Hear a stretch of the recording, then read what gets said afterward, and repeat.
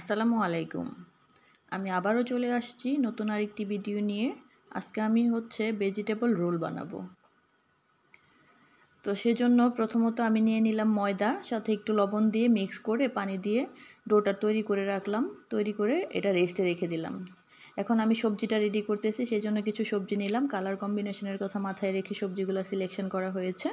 তারপরে একটু বয়েল করে নিলাম। বয়েল করার পরে আমি তেল এবং পেঁয়াজের মধ্যে ছেড়ে দিলাম তেজপাতা দিয়ে একটু। তারপরে সবজিগুলো ভালো করে ভেজে নিচ্ছি প্রথমত। সাথে একটু টমেটো সস দিয়ে দিলাম, সাথে এবং একটু সয়া সস দিয়ে দিলাম। যেহেতু আমি এটা রোলের ইনার হিসাবে ইউজ করব, সেজন্য ডিফারেন্ট ফ্লেভারের জন্য আর কি।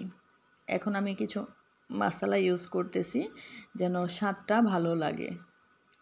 এখন রেস্টে রাখা ডো দিয়ে আমি ছোট ছোট ব্রেড বানালাম।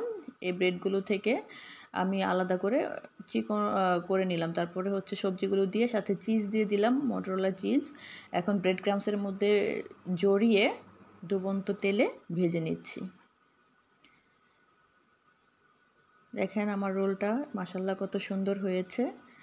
ভাজা প্রায় হয়ে গেছে। যতটা ক্রিস্পি বাইরে দিয়ে দেখা যাচ্ছে, ভিতরটাও ছিল খুবই সফট।